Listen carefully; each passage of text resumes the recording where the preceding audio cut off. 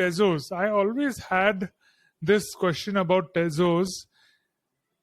What makes it special? What do you think? What makes Tezos blockchain what it is?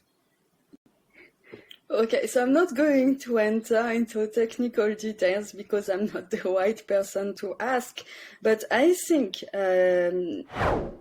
Tezos is, for Tezos, the important thing is art, the art community on Tezos compared to other blockchain. It is very, very strong.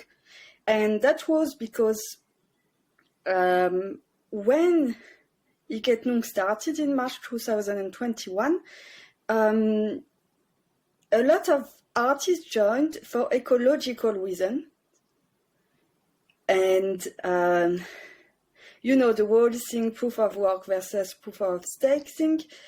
And they joined for ecological reasons. So there was, for instance, Joanie Lemercier, who is an artist who always is very conscious of the ecological impact of everything. So he decided to choose Tezos for this particular reason, and a lot of artists followed him.